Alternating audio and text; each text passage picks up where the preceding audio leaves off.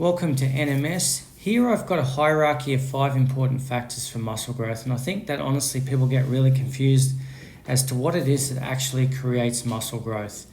So I'm going to go through these factors, I'm going to explain it to you because I want to take away a lot of the confusion as to what people actually believe is important for muscle growth. Now, number 1 is relative intensity. Now, what that basically means is how close you train to failure on a specific weight.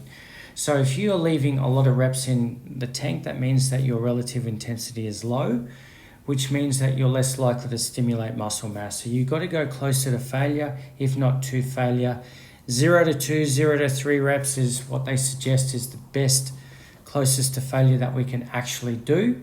Okay, so I always aim for failure, in which case then what I find is that, if I'm getting to failure, I've guaranteed to stimulate muscle mass, and I know that there's no more reps in the tank.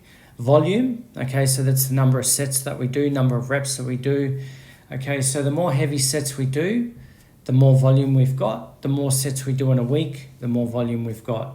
Okay, so if you're the sort of person that does, let's say, a training split where you're training everything once a week, but your volume is high, you're stimulating muscle growth, okay, because your relative intensity is high.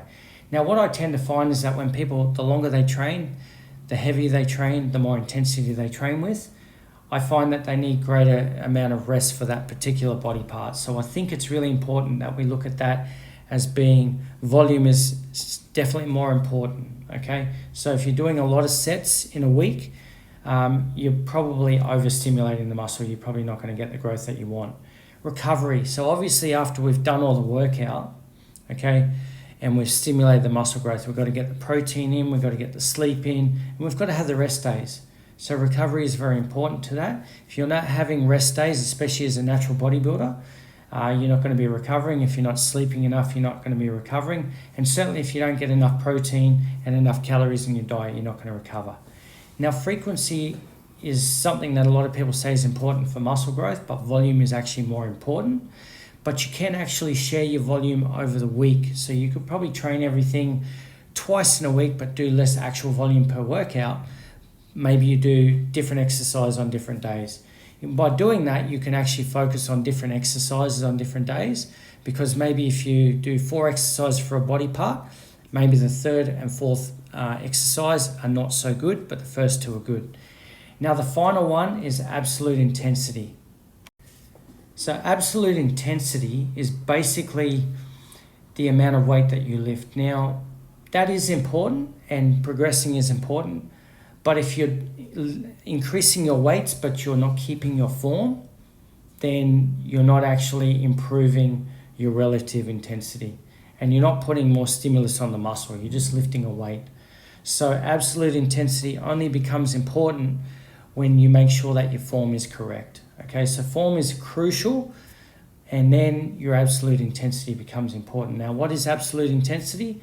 That's the amount of weight you lift in proximity to your 1 rep max. So let's say you're lifting at 85% absolute intensity, that's 85% of your 1 rep max, okay? The higher the absolute intensity, the greater the actual, being able to go and stimulate more muscle fibers to recruit. And so you get a greater muscle recruitment, you get greater intensity. But if you try to lift too heavy, you don't get enough reps. Sometimes you don't actually get the stimulus that you require, okay? So absolute intensity is important, but form is more important, and then absolute intensity becomes important as long as you're hitting a certain number of reps. Now, rep range, I say 6 to 15 reps is very good for building muscle. You can build muscle up to about 30 reps, but I like to sit more in the 6 to 12, 6 to 15 range, with most of my sets being in the 6 to 8, 6 to 10 range. Maybe some sets go a little bit above that. But rep range is important, but not overly important. You just got to make sure that you do get enough reps to stimulate muscle growth. Okay, 1 rep's not going to stimulate muscle growth. So basically, to summarize this, you got to train with good intensity. You got to have enough volume, okay? Minimum volume is probably 4 to 6 sets. I didn't mention that earlier, but 4 to 6 sets. 10 to 20 is sort of, I guess where they suggest is, where you're going to get a lot of your muscle growth, but that's obviously going to vary depending on which muscle group you're training and the complexity of that muscle group.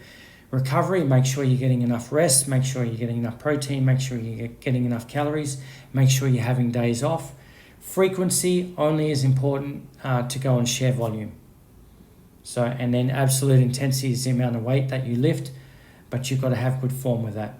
So I hope that helps you guys. Share this video if you like it, comment on it, ask questions if you're unsure of exactly how I've explained it, and I can explain it further. Like my lives, or like my videos, and please, if you can, subscribe, help my channel, and share it to your friends if you feel like they need to hear it. Thanks for listening, guys, and I look forward to more videos.